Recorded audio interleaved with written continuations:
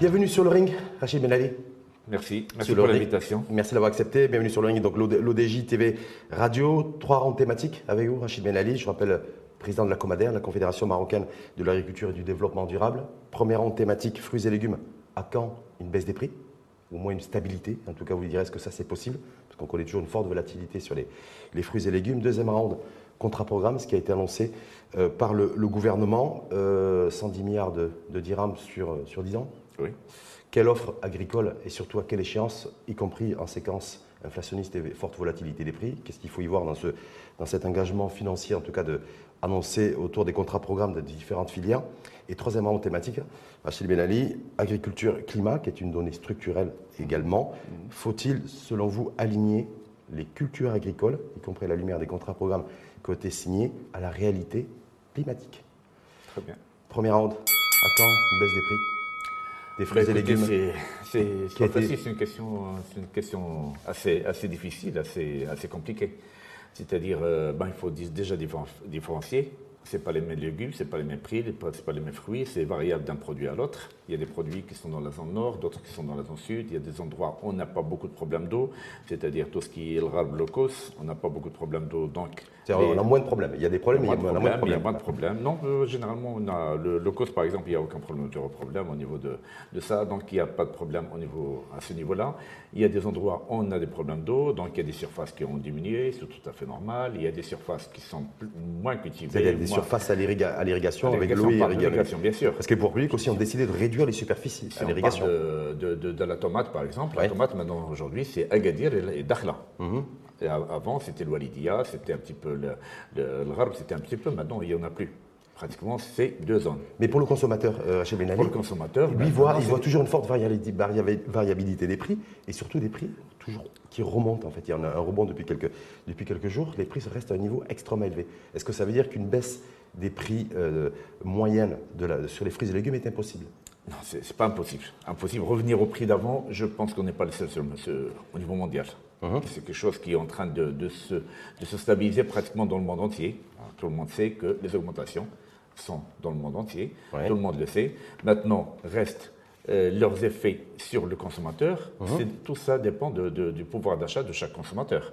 Effectivement, chez nous, ça pose un problème parce que c'est un peu lourd pour le consommateur, pour le pouvoir d'achat du consommateur, mais n'empêche qu'on est dans un système mondial où les prix sont à la hausse. Donc, ce que vous êtes en train de dire, ça veut dire que ça ne baissera pas parce que ça ne baisse pas non plus à travers le monde au niveau des fruits et légumes. Il y a des produits qui vont baisser. Oui. Des produits qui vont baisser. La tomate, vous l'avez vu, il est redevenu... Elle avait baissé, mais elle a remonté. Il est en dents de scie, plus ou moins. Mais elle est toujours à 7-8 dirhams. C'est à 7-8 dirhams. Je pense que ça reste dans un prix assez... Sauf pour les populations défavorisées, le kilo de tomate à 7-8 dirhams, ou le kilo de pommes de terre à 6-7 dirhams, ou le kilo d'oignon à 12-13 dirhams, ça reste extrêmement élevé, Rachid Ben Ali, pour une grande partie de nos concitoyennes et concitoyens. Au niveau de l'oignon, c'est cher. C'est vrai que c'est cher. Il y a de l'oignon qui arrive sur le marché incessamment, donc qui va baisser un petit peu le prix. Baisser encore, ça va baisser. La pomme de terre et la tomate vont baisser. On reviendra peut-être pas au prix d'avant. C'est-à-dire la tomate à 2 dirhams, 53 dirhams, c'est même plus possible. C'est ça que vous êtes en train de dire. Si, c'est possible si on encourage vraiment l'exportation. Si on fait vraiment la vraie péréquation avec l'exportation, on essaie d'encourager l'exportation et pour essayer d'avoir... Ça n'a jamais marché, ça. Parce que même quand il y a eu suspension de l'impôt à l'export... non, c'est pas la suspension, encourage. Oui, c'est l'inverse, c'est le phénomène temporairement, inverse. Ensuite, il y a fait une rouverture à l'export. On ne continue pas à se jouer, bloquer, ouvrir. Non, si on continue à ouvrir, et on sait, les producteurs de la tomate sachent exactement ce qu'ils doivent faire, un programme bien établi dès le départ. On sait qu'ils doivent exporter tant de quantité pour produire tant de quantité pour le marché local. À ce moment-là, on doit avoir une stabilité à un prix raisonnable. Sauf que pour l'instant, il n'y est pas arrivé et vous pensez que c'est possible d'y arriver? C'est possible. D'ailleurs, on se voit même à partir de cet après-midi pour une réunion avec les producteurs de la tomate pour essayer d'avoir des prévisions pour l'année prochaine, qu'ils soient stables, qu'on garde avec des prix raisonnables. Autre question, Rachid Ben Ali, que certains observateurs se posent et certains consommateurs également avertis, c'est que c'est monté très haut au niveau des prix et même quand ça baisse très faiblement. Parce qu'il y a des charges qui sont incompressibles. C'est-à-dire on peut diminuer, mais à un certain moment on est obligé de s'arrêter à un certain niveau. C'est ce qui se passe au niveau des hydrocarbures.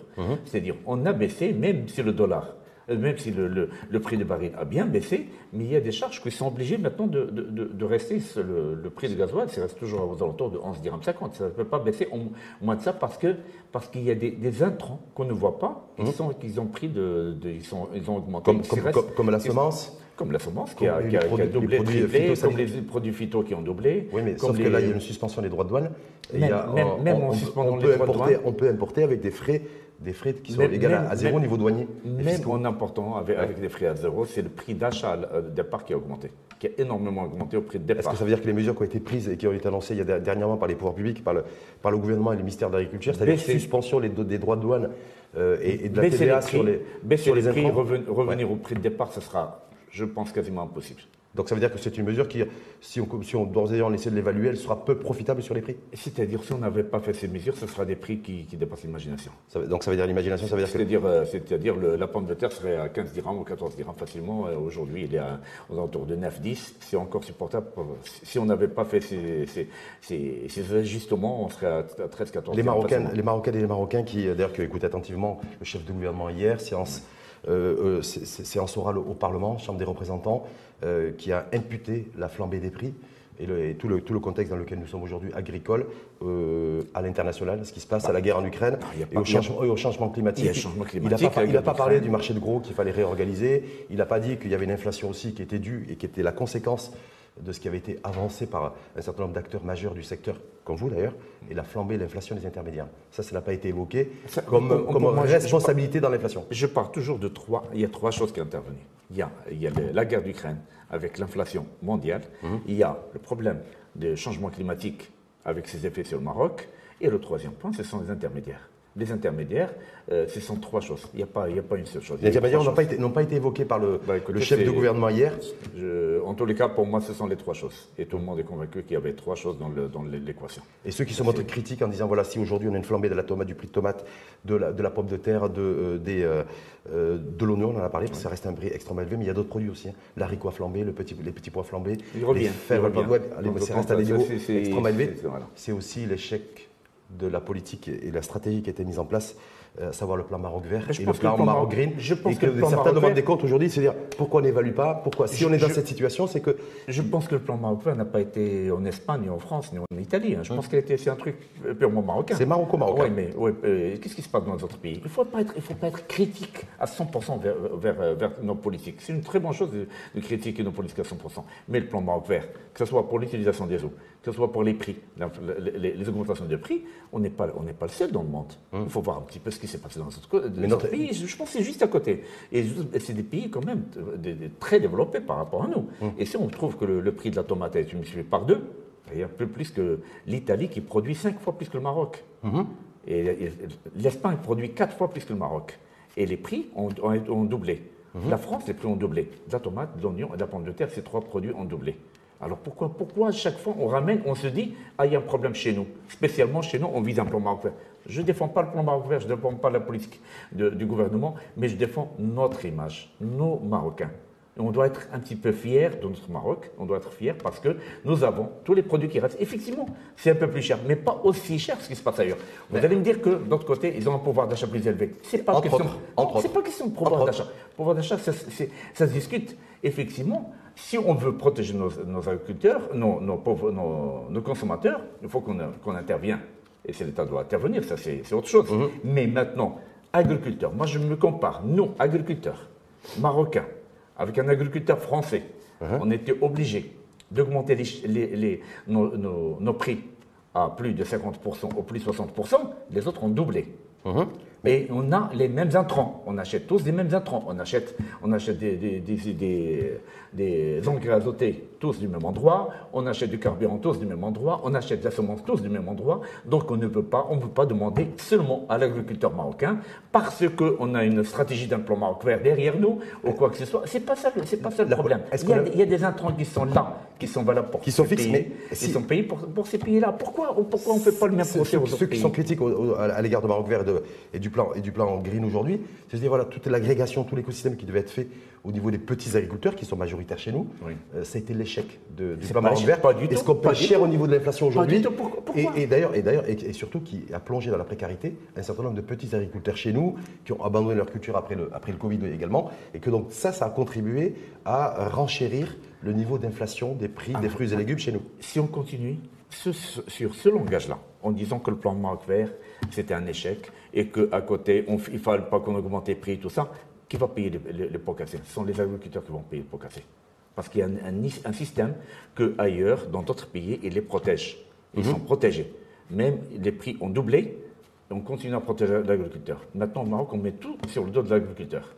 Et si on met tout sur le dos de l'agriculteur, un certain moment, il va couler. Parce qu'on ne peut pas continuer à lui imposer des prix qui dépassent de loin l'imagination. Est-ce que dans la facture inflation aujourd'hui, les niveaux extrêmement élevés, avant de passer au deuxième thème, Rachid Melali, il y a le fait aussi que un certain nombre de petits agriculteurs, effet Covid oblige, qui ont énormément souffert, des mesures qui ont été prises, confinement à rallonge aussi, et des difficultés financières qui ont commencé à se prononcer. C'est aussi le fait qu'ils ont dû abandonner leur culture, brader d'ailleurs leur... Brader surtout le ça, cheptel, par exemple, ils ont bradé leur cheptel. Si on n'a pas de lait aujourd'hui, si on aura moins de sucre d'ailleurs, parce qu'apparemment la filière de la betterave et la culture betteravière aussi est en train de s'est écroulée, c'est aussi parce que l'effet Covid n'a pas été pris en compte. Et l'impact sur les agriculteurs par les pouvoirs publics. Effectivement, pendant la période du Covid, l'agriculture a été négligée. Et ça, on le paye au niveau de l'inflation. Premièrement, elle a été négligée parce qu'on croyait que l'agriculture est sauvée et n'est pas touchée, alors que ce n'est pas vrai, de un. Et de deux, on avait un problème des marchés qui ont été fermés pendant très longtemps.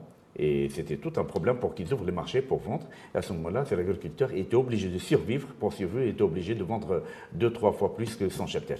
Et donc, moins de production. Ils vendent un mouton pour 1500 dirhams pour ses besoins pour un mois. Après, il était obligé de vendre 3 moutons pour avoir 1500 dirhams. Et à ce moment-là, il était en train de s'appauvrir parce qu'il était en train, le capital d'agriculteur, c'est son cheptel. Il était en train de se débarrasser de son cheptel pour vivre. La flambée de la viande blanche, de la viande rouge. C'est à cause de ça. C'est aussi en grosse partie à cause de ça. C'est à cause de ça. Donc on a une inflation était obligé de vendre bien localisée chez nous. Il était obligé de vendre ses produits à perte, mais vraiment pas à perte. C'était obligé de débrader. Tout le monde était content pendant la période du Covid. On avait des prix des légumes qui ne dépassaient pas 4 dirhams. Et ça, il fallait payer quelque part. Ça, c'était anormal. C'était anormal parce que l'agriculteur était coincé, il n'avait pas le droit au marché, il était coincé, vous ne pouvez pas. Et ça, à ce moment-là, c'est là où on a perdu beaucoup de capital de l'agriculteur qu'on ne voyait pas venir d'ailleurs. Donc moins de production agricole de la part de la majorité des petits agriculteurs qui ont été plongés dans la précarité. D'ailleurs, certains ont quitté carrément le monde agricole. Ce qui fait qu'aujourd'hui, on a une problématique d'offre par rapport à la demande. Non, et que c'est ça qui nourrit aussi un peu l'inflation. Pas à ce point-là. Non. Si on a une baisse de production, c'est l'effet du changement climatique. Vous savez que les barrages, il y a des zones qui sont interdites complètement. On n'irrigue plus dans le Tadla, dans le Haouz, dans le Chaouia, Doukala. Ce sont des grandes régions du Maroc, on n'irrigue plus. Parce que c'est les barrages qui ont été destinés à la base, on part du plan Maroc Vert. Plan Maroc Vert, il y a tout ce qui se fait sur le terrain, mais il y a aussi la politique de l'eau. Il fallait réserver de l'eau il y a de l'agriculture a besoin de l'eau. Et ces barrages étaient destinés à l'agriculture. Est-ce que c'était prévu ça dans le plan Maroc Vert et le plan Maroc Green? C'est des barrages qui étaient destinés. Voilà le potentiel hydrique dont je dispose et voilà l'agriculture agricole que je vais développer. Certains considèrent que non. Écoutez, si on prend rien que le complexe hydraulique Messira Bilmidan, si on prend ces côtés-là, Omrbeh, Hansali, Messira et tout ça, c'est 140 millions de mètres cubes qui sont partis à l'alimentation d'eau potable de Casablanca, et c'est 140 millions qu'on avait besoin pour sauver la région de Tadla et la région de Chaouia, de Kala. Donc on a privilégié l'eau domestique à l'eau agricole. Normal, parce qu'on a privilégié l'eau potable sur l'agriculture. Maintenant, il est obligé de... On paye le prix au niveau de l'inflation. C'est peut-être pour ça aussi que les prix restent à un niveau extrêmement élevé. Ça fait partie du problème. Je vous dis, premier problème, l'inflation étrangère, extérieure. Deuxième problème, l'environnement, le changement climatique. Troisième problème, les intermédiaires. Je reste toujours cadré sur les trois problèmes. Deuxième round, Rachid Ben Ali, les contrats programmes, l'annonce qui a été faite juste en marge d'ailleurs du SIAM, qui a tenu sa 15e édition à Meknès. Contrat programme, 110 milliards de dirhams sur 10 ans. la question qu'on peut légitimement se poser, que je vais vous poser, Rachid Ben Ali, c'est quelle offre agricole, à quelle échéance? Parce que j'ai l'impression qu'en fait, on a oublié qu'on est toujours dans une conjoncture inflationniste qui est structurelle aujourd'hui, on le sait, et en même temps, on a lancé 110 milliards de dirhams pour soutenir toutes les filières, enfin, et toutes les filières. Mais écoutez, ça va de la viande. Oui, pour nous, c'est-à-dire départ, on est optimiste, on croit en notre Dieu, à Dieu, on sait, on demande, on se dit, Inch'Allah, bienvenue, il y aura, c'est de la conjoncture climatique, c'est conjoncturel. On ne peut pas avoir une sécheresse qui va durer les 10 prochaines années, sinon ça sera la catastrophe. Vous savez ce que disent les climatologues chez nous? Ils disent que c'est structurel. C'est structurel, Hachem El Ali, et deux, on se dirige aujourd'hui dans une conjoncture cyclique, c'est-à-dire qu'on aura minimum une année de sécheresse sur 3. Ça, on le sait. Voilà. Ça, c'est pas un problème. Non, une année sur 3, c'est minimum. C'est minimum. Non, une année sur 3, c'est tout à fait normal. Oui. On l'a, cette histoire d'une année sur 3, on l'a depuis une quinzaine d'années. Oui. Maintenant, ce qu'on parle, ce qui est dangereux, c'est 4 ans de suite. On a une sécheresse depuis 4 ans de suite. Rester 4 ans de suite, on ne peut pas continuer, ça ne peut pas continuer, à notre avis. Ça, c'est eux qui disent. Mais si jamais remplissage des barrages demain, tout va revenir à ce qui était. Et on est passé par des crues de ces barrages. Si on voit l'histoire du Maroc, ces 1000 dernières années, il y a eu des sécheresses de 5, 6 ans, 7 ans de suite. Bon, on espère que ça soit cyclique. Si c'est cyclique, on doit avoir retrouvé de l'eau dans les barrages et automatiquement, on doit reprendre. Maintenant, il y a une deuxième solution, c'est le dessalement. Et puis l'eau au vrai prix. On va y revenir aussi parce qu'il y a la question du prix, parce qu'on utilise la technologie, apparemment ça coûte beaucoup plus cher sur le mètre cube d'eau provenant des stations de dessalement. Mais quand on a 110 milliards de dirhams, 19 contrats programmes qui ont été signés, on voit que c'est toutes les filières du secteur. On a l'impression en fait que là aujourd'hui, c'est en fait on va repartir à zéro. C'est-à-dire qu'on est en train de remettre le secteur quasiment à plat et essayer de le relancer avec du partenariat public-privé. Non. Ces contrats programmes ont été préparés, discutés avec les agriculteurs et tout pendant la Covid. C'était, je vous dis même la date, c'était entre février et après la présentation à Sa Majesté le Roi, que Dieu le garde. C'est-à-dire, on a eu cette période entre la présentation au mois de février jusqu'au mois d'avril. On avait préparé le contrat programme et ces contrats étaient préparés. Maintenant, il fallait juste les modeler un petit peu. Mais tout ça, c'était préparé. C'est quoi? Il y avait un plan Maroc vert et il a été suivi par un plan de Génération Green. Génération Green qui est clair. Il fallait prendre cette stratégie et la décliner sous forme de filière, tout simplement. Donc c'est la suite, c'est une suite normale. Sauf que là, on manque de ovins, de bovins. Vous avez les bovins brésiliens. On manque de vaches, on manque de lait. Écoutez, la filière laitière s'est écoulée. Je crois il y a eu au moins 25% de baisse de la filière. Donc moi j'avais dit c'est 110 milliards de dirhams sur 10 ans, c'est à peu près 10 milliards de dirhams par an. Je me dis c'est pas beaucoup, parce qu'on a fait un focus sur 110 milliards de dirhams, donc c'est une annonce qui a peut-être une dimension, une coloration marketing. C'est 40% de l'État, 60%, 42% de l'État. 60% vient du privé. Du privé. Et si c'est passé, la même chose pour le plan Maroc. C'est notre argent agriculteur qu'on investit. Si on ne fait pas confiance à notre projet, on ne va pas investir, on n'est pas fou. On sait de quoi il s'agit. Est-ce que les investisseurs, c'est-à-dire les agriculteurs, ils vont suivre. Ils vont investir. Bien sûr, ils vont investir. Ils vont investir bien sûr. Ils vont investir dans complément. Je ne sais pas, moi, je fais une filière, par exemple, pour parler du lait. Une filière de lait, il faut reconstituer le cheptel. Le cheptel qu'on a perdu pendant la Covid. Sauf que le cheptel, ça demande combien de temps? Ça a commencé au début. Ça a commencé par le boycott, il ne faut pas oublier. Oui, 2018. On est arrivé par le boycott qui nous a fait très mal, qui nous a fait perdre. On est passé d'un passage dans les usines à 90% pratiquement qui passaient par l'usine, 10% passaient par le colportage, on est passé à 40% qui passaient en colportage et 60% par l'usine. C'est déjà un mauvais point. Alors qu'on a évolué, c'était très bien, on était en pente extraordinaire, on avait 90% qui passaient par les usines, de lait qui est pasteurisé, contrôlé et tout. Maintenant, on est à 60% qui passent. C'est à cause c'est à cause du premier du boycott, suivi par les problèmes du Covid, et les gens étaient obligés de se débarrasser de la cheptel. Et après la sécheresse, les prix des intrants, les prix de... Il y a toute une combinaison qui fait qu'on a baissé au moins de 30%, 25%, 30% du cheptel. Reconstituer un cheptel pour avoir des veaux, des ovins, 2-3 ans. Et avoir de l'abondance en matière de lait, d'autosuffisance. En 2-3 ans, on revient à notre position. 3 ans. Mais moi, quand je suis agriculteur, investisseur, je me dis, voilà, effectivement, il y a un réchauffement climatique, il y a tension hydrique. Aujourd'hui, il y a des perspectives. Je ne sais pas si vous avez vu le dernier rapport de la Banque mondiale. Le Maroc, il y aura une amplification en matière de la rareté de l'eau. qui va être extrêmement pénalisante. Est-ce que ça, c'est suffisamment rassurant pour l'agriculteur, producteur, investisseur chez nous, pour investir dans ce secteur d'activité? Et c'est encore rassurant. Oui. C'est encore rassurant. Il y a des potentiels, il y a des possibilités encore. C'est diminuer la consommation d'eau. Il y a des possibilités de diminuer. On est en train quand même, avant le plan Marquefort, on était à 200 000 hectares en goutte à goutte. Aujourd'hui, on est à 700 000.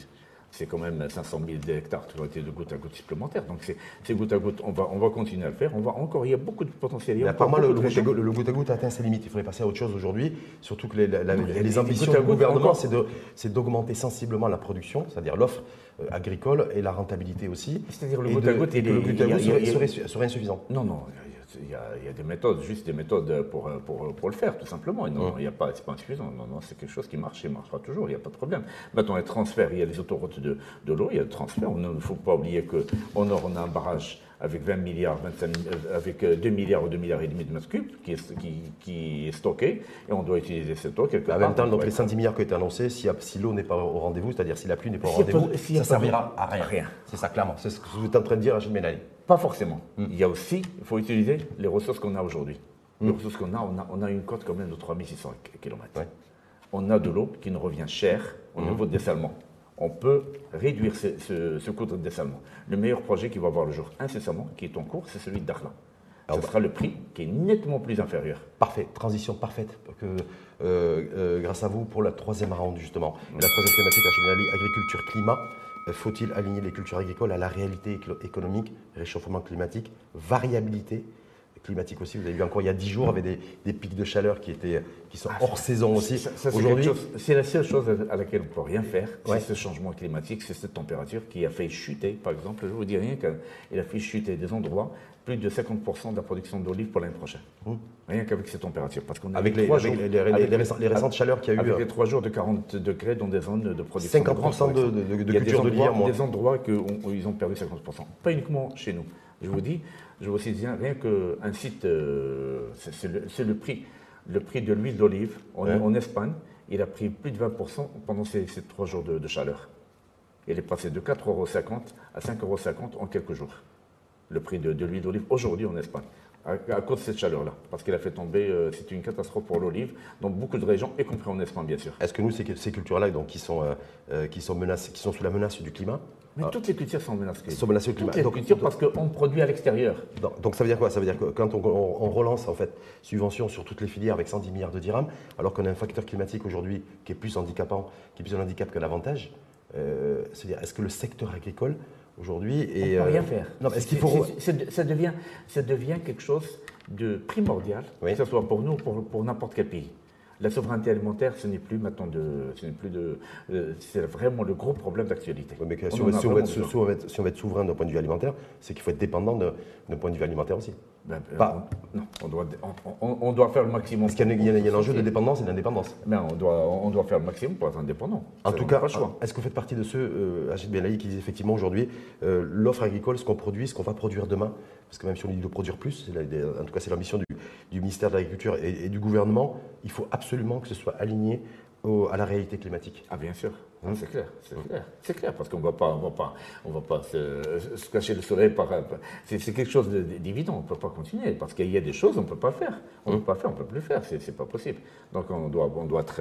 Est-ce que ça veut dire que c'est l'agriculture intensive? Parce que je sais que la velléité, en tout cas aussi du plan Maroc Vert, c'était d'augmenter sensiblement la production et l'export, c'est bien ça. Est-ce qu'avec la réalité climatique aujourd'hui, réchauffement, variabilité, on en a parlé tout à l'heure, est-ce que ça fait qu'en fait on ne pourra jamais franchir un nouveau palier de croissance en matière de production agricole? Si on peut le faire, peut le faire. C'est-à-dire il y a des potentiels énormes, que je vous dis, au niveau de la côte, il y a des potentiels énormes. Donc c'est l'eau de mer, le dessalement. C'est le dessalement qui est un potentiel énorme. Et à ce moment-là, le coût peut être intégré dans le prix de revient et peut être intégré dans le prix de vente. Sauf que tout ce qui est export, on peut le faire. Sauf que la Banque mondiale, vous avez vu le dernier rapport, nous dit que l'eau dessalée produite avec de la technologie, avec les nouvelles technologies, en tout cas, coûterait entre 4 et 5 fois plus cher que l'eau de surface actuelle. C'est tout à fait normal. 4-5 fois plus cher. Oui, alors je me dis que si l'agriculteur qui va utiliser de la tomate avec de l'eau de dessalement... Aujourd'hui, quand on perd de l'eau, aujourd'hui on est aux alentours par exemple 60 centimes, mais quand on produit à 60 centimes l'eau au niveau des périmètres irrigués, si on produit avec le dessalement, avec l'éolien et le solaire à 2 dirhams. On est un peu plus cher, c'est vrai qu'on est à 2 dirhams, mais quand même, dans le prix de revient aujourd'hui, partout dans le monde, tout a augmenté, donc on peut se permettre de le faire. On peut se permettre parce que c'est... Quand vous dites aujourd'hui que le coût de revient pour l'agriculteur qui produit de la tomate, le coût de revient, il est entre 4 et 4 dirhams. Entre 4 et 4,50 dirhams. Mais s'il paye l'eau plus chère, le mètre cube d'eau plus cher demain, l'agriculteur, il va avoir un prix de revient qui va être plutôt entre 5 et 6 dirhams. Il paye déjà plus cher aujourd'hui. Parce que, bien sûr. Alors, par contre, pour lui... Pas l'eau dessalée aujourd'hui. Dessalé. On parle de dessalé là aujourd'hui. Aujourd'hui, c'est l'argent de Chouka, c'est l'argent d'Agadir. C'est eux qui paient le prix plus cher. À ce moment-là, avec les nouvelles technologies de dessalement, le prix va baisser quand même. Le prix va baisser? Il va baisser, bien sûr, parce que là, ils sont en énergie fossile. Là. Le traitement d'Agadir, le dessalement d'Agadir se fait par l'énergie fossile. Si on est vers plus lucide, et le projet de Dakhla, par exemple, avec l'éolien et le solaire, ce ne sera pas le même prix, ce sera beaucoup inférieur à ce prix-là. Certains considèrent, alors je sais considèrent que toute l'énergie qui proviendra du vent ou du soleil coûtera plus cher que les énergies fossiles. Ce qui fait que du coup, faire tourner les turbines des stations de dessalement d'eau de mer qui vont se baser essentiellement que sur des ENR, c'est-à-dire les énergies renouvelables, le mètre cube d'eau, Rachid Ben Ali, coûtera beaucoup plus cher selon des observateurs. C'est pas ce qu'ils disent aujourd'hui. Hein. Ah ouais, voilà, mais moi je vous dis ça aussi. Alors c'est vraiment ça change toute la donne. Hein. Voilà, donc ça paraît aussi logique que l'énergie fossile, de toute façon, même si elle est plus polluante, elle est moins chère que l'énergie propre venant de l'éolien. Personnellement, j'y crois pas, je sais pas. Mais en tout cas, pour vous, le salut passera par les stations de dessalement d'eau de mer, capter le plus d'eau pour sauver notre agriculture. On n'a pas le choix. C'est le seul moyen maintenant, parce qu'il ne pleut pas. Qu'est-ce que vous voulez faire? Le problème, c'est que même s'il ne pleut pas, il y a aussi les réchauffements, comme je vous dis, et ce qui s'est passé au mois d'avril avec les 3 jours qui a dépassé les 40 degrés, c'est du jamais vu, ça n'a jamais été. Donc ça est tombé dans une période où il y a des floraisons sur l'olivier, où on a perdu une bonne partie à cause de ça. Ça, par exemple, c'est des choses qu'on ne peut pas contrôler. Même avec de l'eau, même on peut donner tout ce qu'on veut de l'eau, mais avec une chaleur pareille, le coup de Chergui, le vent Chergui quand même qui est hyper chaud, donc c'est ça ce qui a causé vraiment des Qu'est-ce qu'on peut dire aux Marocains aujourd'hui pour conclure, Hachim El Laï, c'est que le prix des fruits et légumes devrait peut-être baisser, mais il n'y a pas de certitude là-dessus. Pour ceux qui voudraient investir dans le secteur agricole, c'est un secteur qui peut être attractif parce qu'il y a le soutien de l'État, des pouvoirs publics, des exonérations et autres. Mais en même temps, il y a la dimension, l'inconnu, c'est le climat, le réchauffement climatique et les variabilités climatiques. Et le tertio, s'il n'y a pas une effectivité réelle dans la captation de maximum d'eau salée transformée en eau dédiée à l'agriculture, ça va être compliqué de monter en gamme et de monter en pression et en production au niveau agricole. Je pense qu'il faut rester optimiste quand même. Je pense que tous ces problèmes, on espère avoir de la pluie. Si c'est la pluie, il y a beaucoup de choses qui vont changer. On peut pas rester, je ne pense pas qu'on va rester éternellement dans ces conditions climatiques. On est passé par là, il y a je ne sais pas moi, 3 siècles, 4 siècles, on est passé par là, mais ce n'est pas des choses qui deviennent définitives. Je pense avec la pluie, une fois qu'on a la pluie, tout va changer. Si on a une bonne année pluvieuse, tout ça pour nous, ce sera anobli, ce sera vraiment derrière nous. Premièrement, deuxièmement, point très très important, si je m'adresse à la population, aux consommateurs, réduisez les pertes. Réduire la consommation ou réduire le gaspillage? Gaspillage. Pas de consommation, gaspillage. Parce qu'ils ont réduit la consommation déjà. La consommation, les réduits, c'est clair, mais le gaspillage, c'est ça ce qu'on est contre le gaspillage. On ne peut pas continuer à importer du blé et le jeter par la suite. Jeter du pain. Pour ça, vous faites partie de ceux qui disent le pain à 1 dirham 20. Oui, je l'ai dit il y a quelques mois déjà, je l'ai redit, je le redis toujours. Dernière petite question, Rachid Ben Ali. L'État, les pouvoirs publics ont annoncé l'importation de 1 million de têtes de moutons dans la perspective de l'Adha qui, fin juin, début juillet, décision sage. C'est-à-dire qu'on ne va jamais importer 1 million. C'est impossible, ça n'existe pas. En tout cas, c'est ce qui est annoncé. Ce qui est annoncé, mais ça n'existe pas. On n'a pas un grand besoin. Réellement, on peut passer le cap pour les hits. Ce qu'on est en train de préparer, c'est après les hits. Il ne faut pas oublier qu'après les hits, il y a les fêtes de mariage, généralement, qui se passent l'été. Et on a beaucoup de moutons qui vont être égorgés pendant cette période-là. Donc, c'est reconstituer le cheptel, aider à reconstituer le cheptel pendant cette période. Mais ça ne sera jamais d'1 million, il n'existera pas. Même à l'étranger, il n'y a pas d'1 million de têtes, on ne trouvera même pas. Donc on a les rides, on peut le passer. Avec un prix du mouton qui va être je pense que plus élevé que l'an dernier en tout cas. Il a commencé à baisser, même, sérieusement. Ces derniers temps, il a commencé à baisser. Oui, mais parce qu'il y a moins de demandes. Il y en a qui disent que ça a baissé parce qu'il y a moins de demandes. On ne sait pas encore réellement. Personne ne sait pourquoi ça a baissé un petit peu. On sait que ça a baissé et ça continue à baisser. Si augmentation. On pense que ce sera une augmentation de 5-10% maximum sur le prix. Si jamais il y a augmentation réellement, les montants, il y en a ce qu'il faut. C'est pas ça qui manque. Le peu qu'on va importer, très peu qu'on va augmenter, qu'on va importer d'ici là, parce que c'est pas facile d'importer. Jusqu'à présent, il n'y avait pas d'importation. On a importé, je pense, 10 ou 12 000. Peut-être qu'on a importé il y a quelques mois déjà. Mais maintenant, ça sera très peu pour faire face à ça. Mais on va passer le cap de l'élite. Maintenant, on est en train l'importation, ça sera plutôt pour la constitution de cheptel. Par la suite. Et juillet-août, vous dites où il y aurait un pic et une croissance, il y aura pas des prix, mais une croissance des mariages. Voilà, c'est ça. C'est saisonnier aussi. C'est saisonnier aussi. Ça, merci infiniment, Rachid Benali. Avec plaisir. C'est toujours un plaisir. Je rappelle, président de la Comader, la Confédération marocaine de l'agriculture et du développement durable, agriculteur. Rural. Développement durable. Non, durable et rural. Développement rural. Voilà, c'est rural. Ça fait partie aussi, non? Parce que l'ambition aussi, c'est de durable aussi, parce que ça va ensemble. Voilà, c'est pour ça, ruralité et durabilité. Voilà, exactement. Merci en tout cas infiniment à vous, Rachid Benali, et à très bientôt. Merci pour l'invitation. À très bientôt.